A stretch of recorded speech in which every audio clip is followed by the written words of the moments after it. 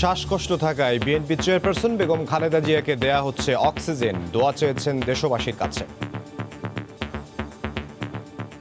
Oxygen তাকে দেওয়া হচ্ছে এবং এখন তিনি স্থিতিশীল আছেন। তাকে আমাদের জন্য দোয়া করে আল্লাহ তাআলার কাছে যে তিনি যেন রোগ মুক্ত হন, তিনি অতি দ্রুত সুস্থ হন। দুপুরের পর স্বাস্থ্য পরীক্ষার রিপোর্ট পর্যবেক্ষণে বসবে 10 সদস্যের মেডিকেল বোর্ড। নির্ধারণ হবে চিকিৎসার পরবর্তী পদক্ষেপ। মেডিকেল বোর্ড বসার পরে আপনাদেরকে হয়তো জানাবে এবং দেখার পরবর্তীতে মেডিকেল বোর্ড ওনার ট্রিটমেন্ট যা করার সেটা করবে। দেখছিলেন প্রধান শিরোনাম। দুপুরের সময় সঙ্গে আছে আমি ইমদাদুল হক। এবার অন্যান্য শীর্ষ সংবাদ। পদ্মা সেতুর সঙ্গে মাওয়া প্রান্তের রেল সংযোগের কাজ শুরু। সড়ক পথ চালুর দিনে মাওয়া থেকে ভাঙা পর্যন্ত চলবে ট্রেনও।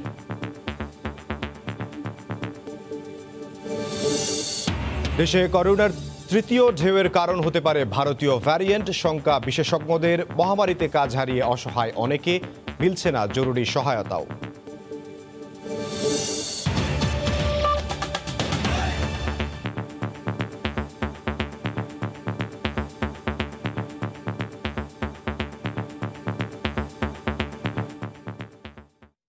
শ্বাসকষ্ট থাকায় বিএনপি চেয়ারপারসন বেগম খালেদা জিয়াকে অক্সিজেন দেয়া হচ্ছে। তবে তার শারীরিক অবস্থা নিয়ে উদ্বিগ্ন হওয়ার কিছু নেই জানিয়ে দলের মহাসচিব মির্জা ফখরুল ইসলাম আলমগীর দেশবাসীর কাছে দোয়া চেয়েছেন। এদিকে বেগম জিয়ার স্বাস্থ্য পরীক্ষার সব রিপোর্ট পর্যবেক্ষণ করতে দুপুরের পর বৈঠকে বসছে 10 সদস্যের চিকিৎসক দল।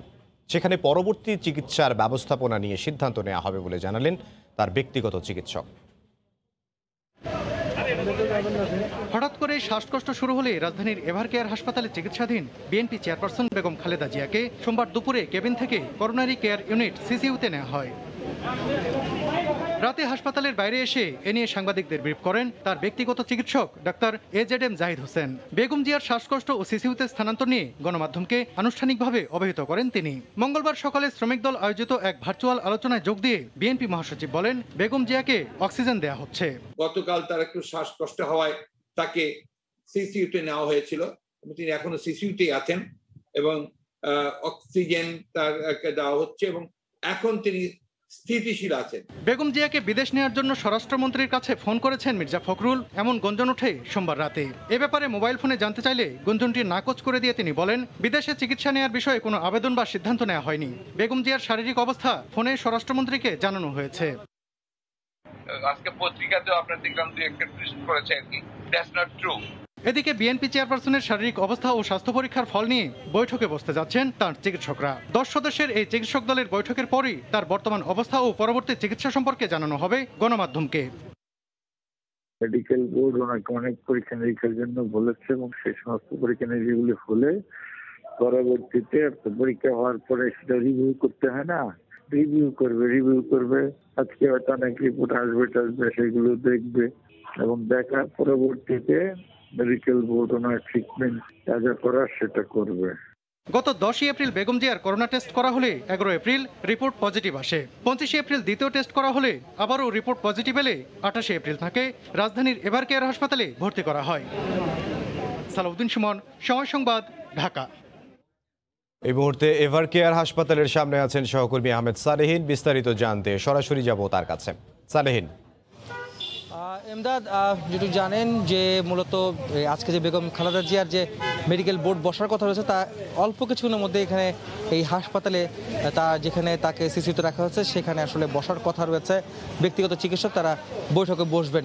মূলত যে পরীক্ষাগুলো করা হয়েছে বিএনপি চেয়ারপারসন বেগম খালেদা জিয়াকে 27 এপ্রিল যখন এই হাসপাতালে নিয়ে আসা হয় এবং তাকে ভর্তি করানো হয়েছিল, যেই কারণে তার যে আর্থাইটিস, ডায়াবেটিস সহ নানা রকমের যে সমস্যা জটিলতাগুলো ছিল এবং একই সঙ্গে করোনার আক্রান্ত তিনি হয়েছিলেন, সেই করোনার সব মিলিয়ে যে পরীক্ষাগুলি, স্বাস্থ্য পরীক্ষাগুলি করানোর জন্য বেগম জিয়াকে এই হাসপাতালে আনা হয় এবং ভর্তি করা হয়েছিল। তারপরেই সেই রিপোর্টগুলি মূলত আজকে আসবে এবং সেগুলি পর্যবেক্ষণ করে বেগম জিয়ার স্বাস্থ্য নিয়ে আসলে মেডিকেল বোর্ড পরবর্তী করণীয় কী হবে, কি করতে পারেন তারা, সেসব বিষয়ে নিয়ে আসতে মূলত বসবেন।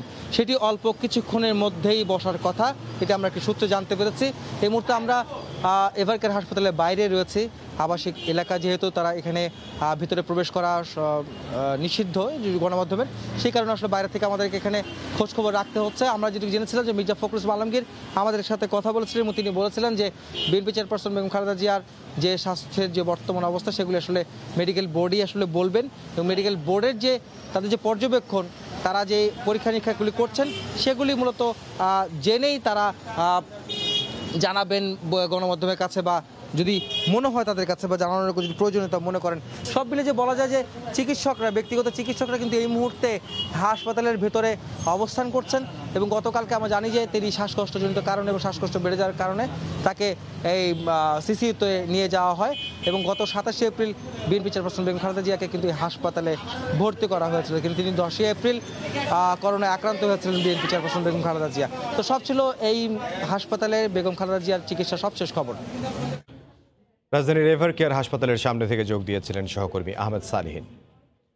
পদ্মা সেতুর মাওয়া প্রান্তে যুক্ত হলো রেল সংযোগ প্রকল্পের ভায়াডাক্ট 2 সফলভাবে স্থাপনের মধ্য দিয়ে এই সংযোগ ঘটল।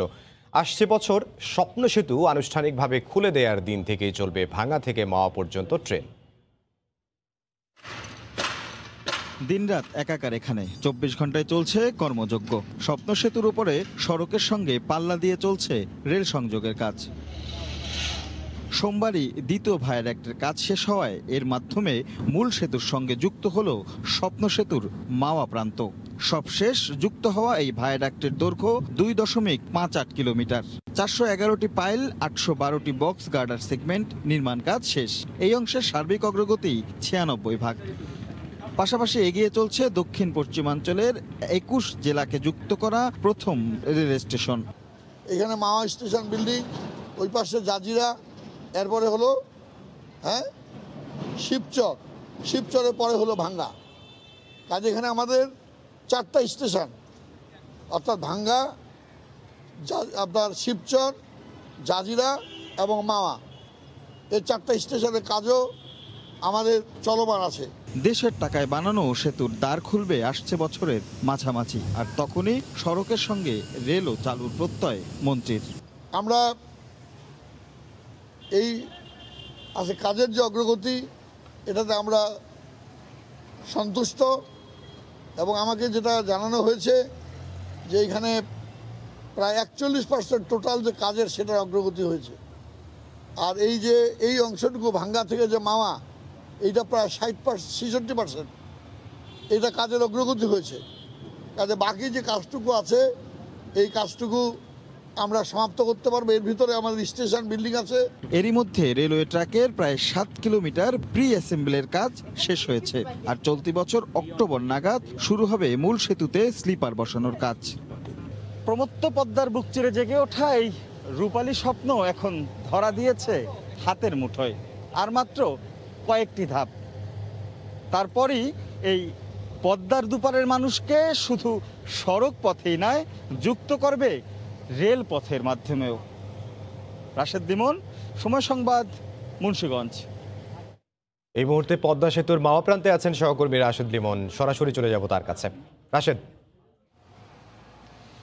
এমদাদ, এই মুহূর্তে আমরা রয়েছি পদ্মার ঠিক এপারে, অর্থাৎ জাজিরা প্রান্তে। যেমনটি দেখছিলাম মাওয়া প্রান্ত থেকে কিন্তু এরই মধ্যে যুক্ত হয়ে গেছে যে মাওয়া রেলওয়ের যে ট্র্যাকটি, সেই ট্র্যাকটি, এবং সেখানেই কিন্তু এর পরবর্তী ধাপ হিসাবে কিন্তু রেলের স্লিপার বা আনুষঙ্গিক যে বসানোর কাজ, সেই প্রক্রিয়া কিন্তু শুরু হবে। এবং ও প্রান্তে যে মাওয়া রেল স্টেশন, অর্থাৎ দক্ষিণ অঞ্চলের 21টি জেলা সংযুক্ত করতে যে রেল স্টেশনটি হবে, সেই মাওয়া রেল স্টেশনের কাজও কিন্তু এগিয়ে চলছে। ঠিক এই প্রান্তে কিন্তু এই জাজিরা, আমরা কিছুক্ষণ আগে ঘুরে এসেছি ভাঙ্গা থেকে, এবং ভাঙ্গার যে একটি রেলওয়ে হাব তৈরি হবে, একটি জংশন তৈরি হবে, সেই জংশনের কাজও কিন্তু এগিয়ে চলছে। পাশাপাশি এখানটায় দেখতেই পাচ্ছেন এই যে একটি ভায়াডাক্টের যে কিছু অংশ রয়েছে, এটি যুক্ত হবে। এবং আমরা জানতে পেরেছি এটি সম্ভবত আগামী মাসেই যুক্ত হবে এবং এটি যুক্ত হলেই কিন্তু পুরো যে আমরা যেমনটি দেখেছি ওপারে যে বাওয়ার সঙ্গে রেলওয়ের যে সংযোগ, ঠিক এই জাজিরার সঙ্গেও কিন্তু মূল সেতুর রেলওয়ের যে মূল সেতুর সেই সেতুর সংযোগ হবে এবং আমরা কিন্তু একদম ঠিক রেলওয়ের যেখানে স্থলভাগের শেষ জলভাগের আগেই কিন্তু আমরা এই মুহূর্তে অবস্থান করছি এবং এখানটাতেই একদম শেষ সংযোগটি হলেই কিন্তু দু প্রান্তেই আসলে রেলওয়ের যে ট্র্যাক বা রেলওয়ের যে লাইন সেই তার সঙ্গে কিন্তু মূল সেতুর সংযোগ শুরু হবে এবং রেলওয়ে কর্তৃপক্ষ আজকেও তারা ভিজিট করে যেটি বলছেন যে তাদের কাজ নির্ধারিত সময়ে এখন পর্যন্ত যে কাঙ্ক্ষিত গতি সেই গতিতে এগিয়ে চলছে এবং এই সংযোগটি যদি সম্পন্ন হয় তাহলে কিন্তু দু প্রান্তই থেকেই কিন্তু যে রেলওয়ে সেতুর যে সংযোগ সেটি সম্পন্ন হবে এবং এরপরে কিন্তু রেলের স্লিপার বা রেলের অন্যান্য আনুষঙ্গিক কাজগুলো, স্টেশন নির্মাণের কাজ, সেগুলো কিন্তু পাশাপাশি সমান তালে এগিয়ে চলছে এবং এই বছরের শেষের নাগাদই হয়তো মূল সেতুতে রেলের যে স্লিপার সেই স্লিপার বসানোর কাজ শুরু হবে। তো এই ছিল আমার কাছ থেকে দেওয়ার মতো সবশেষ তথ্য। পদ্মা সেতুর অগ্রগতির খবর জানাচ্ছিলেন সহকর্মী রাশেদ লিমন। এদিকে সংবাদ সম্মেলন করে হেফাজতে ইসলামকে কওমি মাদ্রাসা বোর্ড থেকে বাদ দেওয়ার দাবি জানিয়েছে ইসলামী ঐক্য জোট।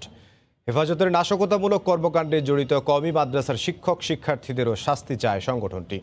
বিদেশি গোয়েন্দা সংস্থার সাথে সম্পৃক্ততা থাকায় হেফাজত নেতা মামুনুলের দল বাংলাদেশ খেলাফত মজলিসের নিবন্ধন বাতিলের দাবি জানানো হয় সংবাদ সম্মেলন থেকে। হেফাজতে ইসলামের সাম্প্রতিক তাণ্ডব এবং হেফাজতে জামায়াত শিবিরের অনুপ্রবেশের প্রতিবাদে মঙ্গলবার জাতীয় প্রেস ক্লাবে সংবাদ সম্মেলন করে ইসলামী ঐক্য জোট। এ সময় কওমি মাদ্রাসা শিক্ষা বোর্ড, বেফাকুল মাদারিসিল আরাবিয়া এবং উচ্চতর সমন্বয় সংস্থা আল হাইয়াতুল উলিয়া লিল জামিয়াতিল কওমিয়া থেকে সহিংসতায় জড়িত হেফাজত নেতাদের বহিষ্কারের দাবি জানানো হয়। তাণ্ডবে জড়িত শিক্ষার্থীদের কওমি মাদ্রাসা থেকে বহিষ্কারের দাবিও তোলা হয়। হেফাজতে ইসলাম নামক সংগঠনটি একবারে নিষিদ্ধ করে দেওয়ার জন্য দাবি উত্থাপিত হয়েছে।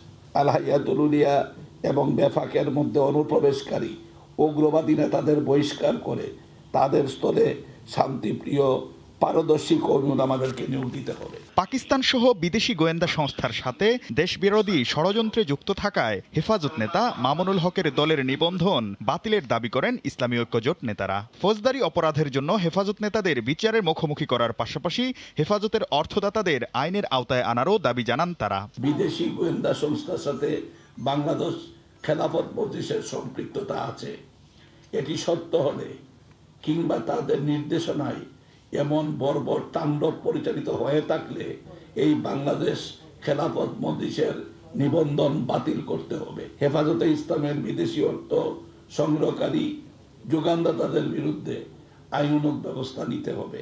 ওয়াজ ও তাফসির মাহফিলের নামে হেফাজত ও জামায়াত নেতাদের জিহাদের অপব্যাখ্যা ও উগ্রবাদের পক্ষে নানা বক্তব্য বন্ধ করার জন্য ইসলামী কাউন্সিল গঠন করার সুপারিশ করেন তারা। এ সময় কওমি মাদ্রাসার ঐতিহ্য রক্ষা ও ভাবমূর্তি পুনরুদ্ধারে 11 সদস্যের আহ্বায়ক কমিটি গঠন করা হয়। শাকির আহমেদ, সময় সংবাদ, ঢাকা। এবার করোনা প্রসঙ্গ।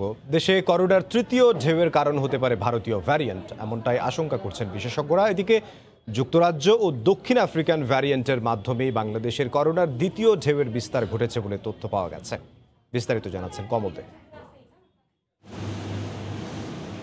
গত এক মাসে করোনা ভাইরাসের নতুন আরও 10টি জীবন রহস্য উন্মোচন করেছে চট্টগ্রামের ভেটেরিনারি অ্যান্ড অ্যানিম্যাল সায়েন্সেস বিশ্ববিদ্যালয়ের গবেষকরা।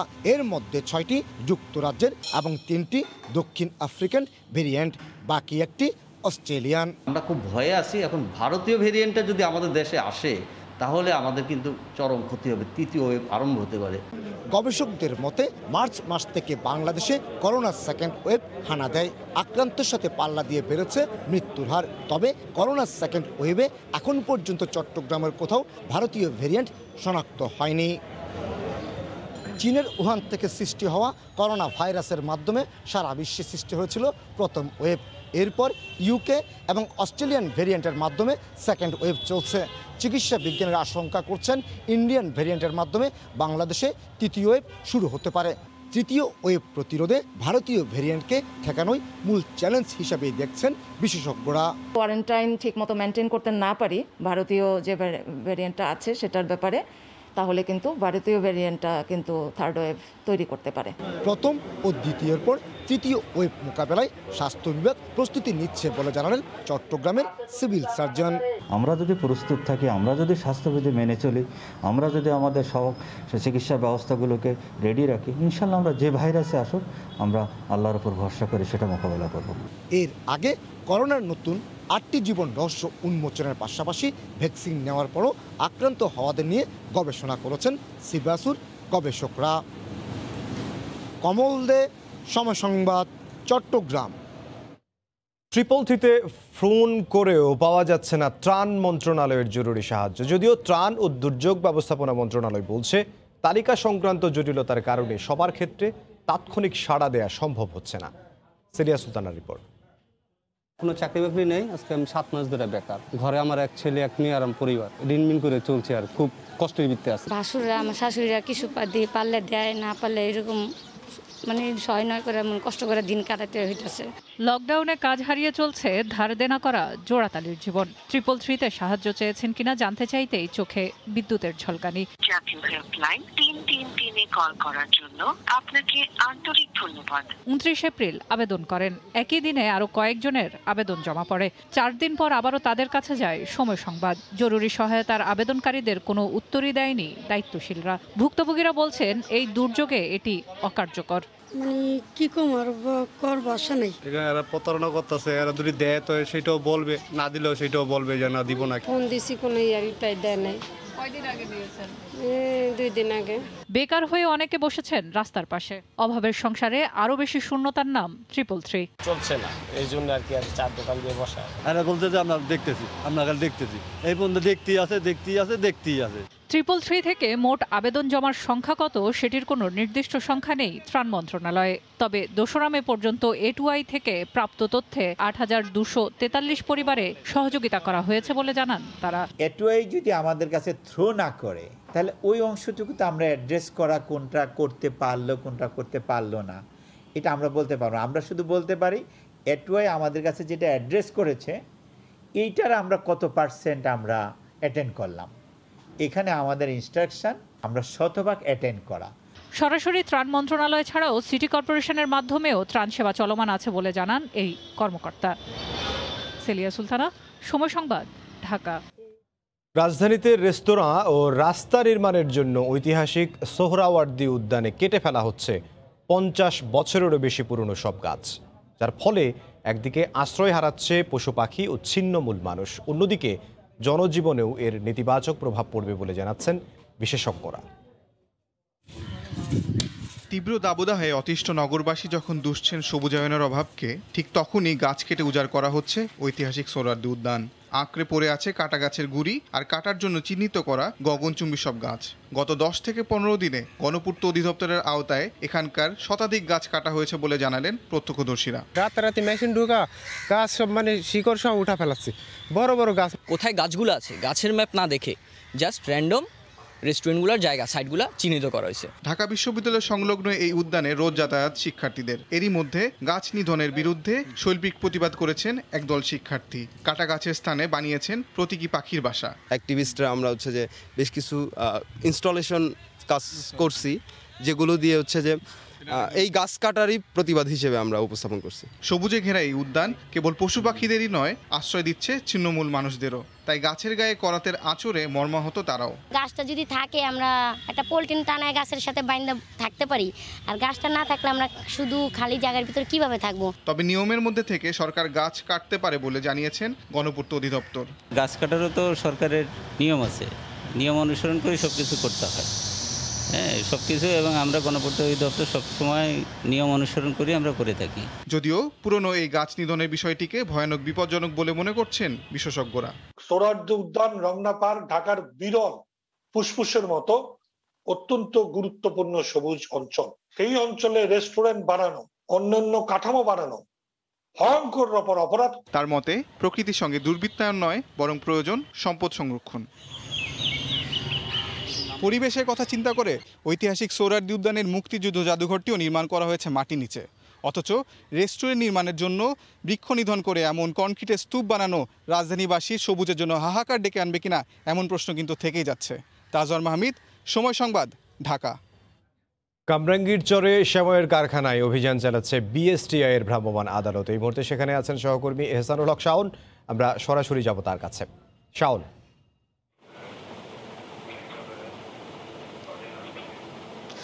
ইমদাদ, কামরাঙ্গীচরের পশ্চিম আশরাফাবাদের শম্পা ফুড প্রোডাক্টস নামে একটি সেমাই তৈরির কোম্পানির কারখানায় বর্তমানে বিএসটিআইয়ের ভ্রাম্যমাণ আদালত অভিযান পরিচালনা করছে। এখানে দেখবেন আমরা কারখানার মধ্যেই রয়েছি। এখানে পাশে যে সেমাই রাখা হয়েছে সেগুলিতে কিন্তু ময়লা পড়ে রয়েছে এবং এখানে যে সেমাই তৈরির যে মেশিন রয়েছে তাতেও কিন্তু আমরা দেখছি যে অনেক পুরনো আটা ময়দা রয়েছে এবং বিএসটিআইয়ের কর্মকর্তারা বলছেন যে এখানে এই কারখানাটি দীর্ঘদিন ধরে চলছিল এবং বিএসটিআই থেকে তারা অনুমোদন না নিয়েই বোম্বে সুইটস অ্যান্ড চানাচুর কোম্পানির নাম ব্যবহার করে তারা এক ধরনের পণ্য তৈরি করে বাজারজাত করছিলেন।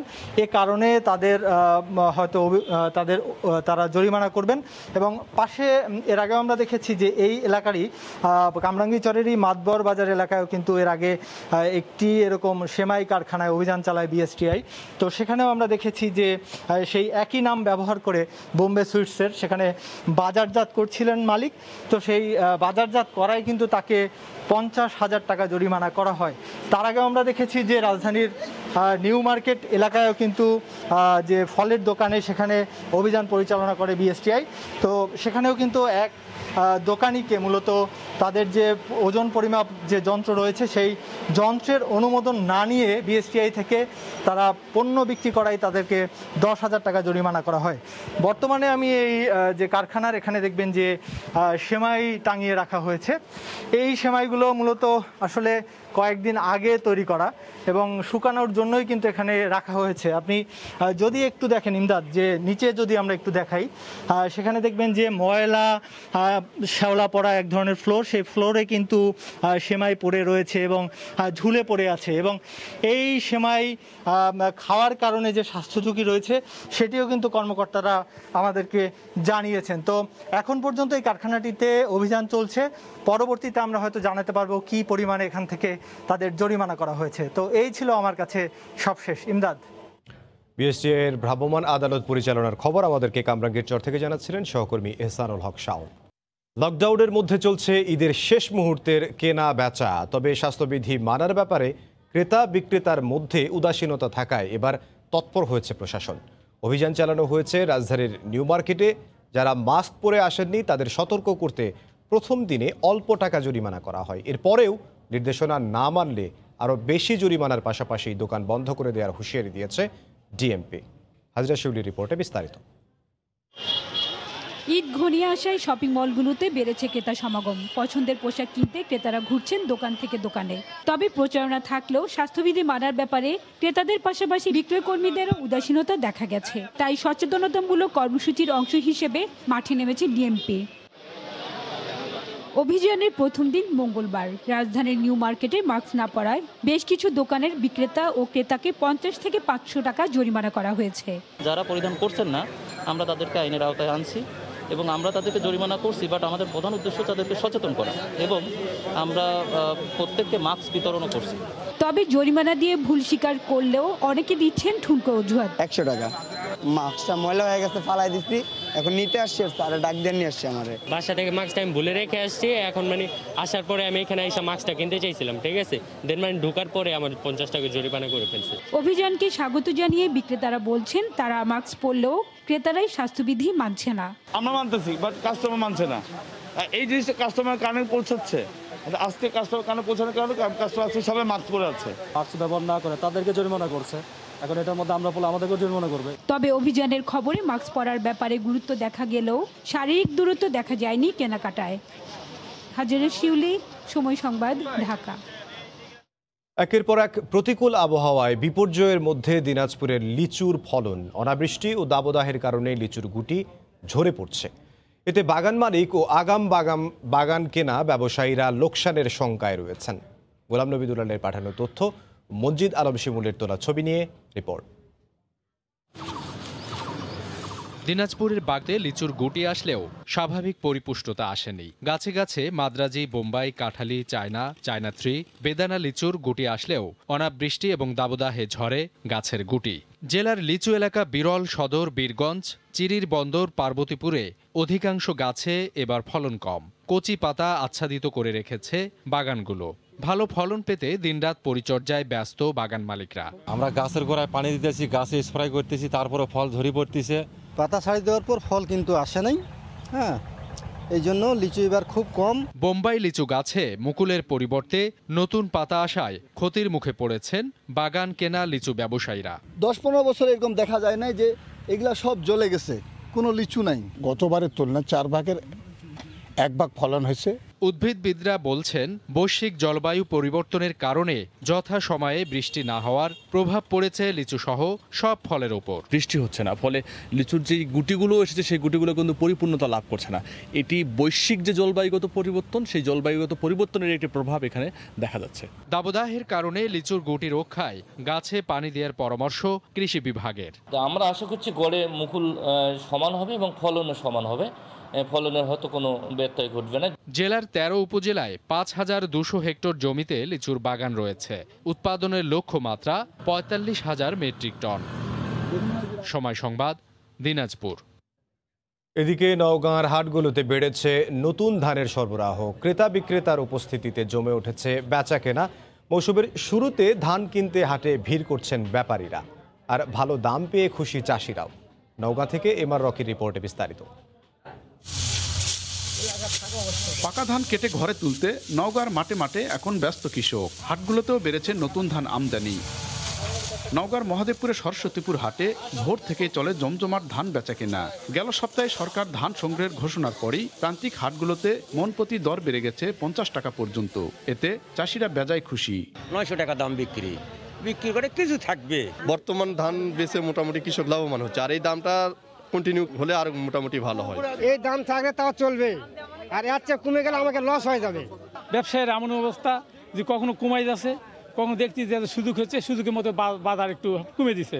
এই জন্য সরকারকে একটু নজর দিলে এটা আর একটু ভালো হয়, কৃষকের জন্য উপকার হয়।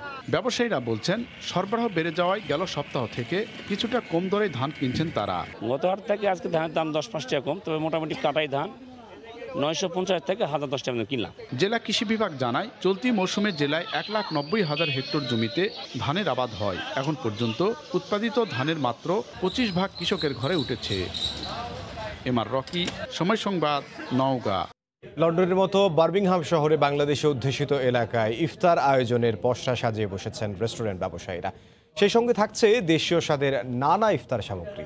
বার্মিংহাম ঘুরে এসে বিস্তারিত শোয়েব কবিরের রিপোর্টে। ইফতারের এই আয়োজন ব্রিটেনের বার্মিংহাম শহরের স্মল হিথ এলাকার রেস্টুরেন্টগুলোর। মূলত এই এলাকাতেই বাংলাদেশিদের বসতি সবচেয়ে বেশি। দেশীয় স্বাদের বাহারি ইফতার সামগ্রী কিনতে এইসব রেস্টুরেন্টে বিকেল থেকে ক্রেতারা আসতে শুরু করেন পছন্দের খাবার কিনতে। ছোলা, পেঁয়াজু, বেগুনি, হালিম সহ বাহারি ও সুস্বাদু খাবারের সমাহার থাকে এসব ইফতার আয়োজনে। এখানের হালিমটা অনেক টেস্টি, লাইক বাংলাদেশের মামা হালিম, সেটা নিলাম। আরো কিছু মিষ্টি নিয়েছি, আরো বিরিয়ানি, অনেক কিছু। আমাদের মনে হচ্ছে যে এটা আমাদের বাংলাদেশ। হালিম রয়েছে আর বিরিয়ানি, আমি সবসময় এখানে। লকডাউন পুরোপুরি শিথিল না হওয়ায় এসব রেস্টুরেন্টের ভিতরে বসে খাওয়ার সুযোগ না থাকায় এখান থেকে কিনে নিয়ে বাসায় গিয়ে ইফতার করছেন প্রবাসীরা। বিগত বছরগুলোর মতো বেচা কেনা না থাকলেও পসরা সাজিয়ে বসেছেন রেস্টুরেন্ট ব্যবসায়ীরা।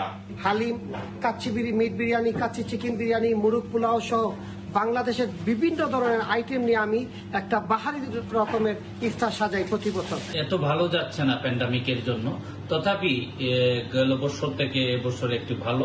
এবারে রমজানে দীর্ঘ 15 ঘন্টা রোজা পালন করছেন ব্রিটেনবাসী। শোয়েব কবির, সময় সংবাদ, বার্মিংহাম। মেক্সিকোতে মেট্রো ট্রেনের ওড়াল সেতু ধসে এ পর্যায়ে শীর্ষ সংবাদ জানিয়ে দিচ্ছি আরও একবার। শ্বাসকষ্ট থাকায় বেগম জিয়াকে দেয়া হচ্ছে অক্সিজেন। স্বাস্থ্য পরীক্ষার রিপোর্ট পর্যবেক্ষণে বসবে বোর্ড। নির্ধারণ হবে চিকিৎসার পরবর্তী পদক্ষেপ। মূল পদ্মা সেতুর সঙ্গে যুক্ত হলো রেল। 24 ঘন্টায় চলছে মহাকর্মযজ্ঞ। সড়কপথ চালুর দিনে মাওয়া থেকে ভাঙা পর্যন্ত চলবে ট্রেনও। এই ছিল দুপুরের সময়, সঙ্গে থাকুন সময়।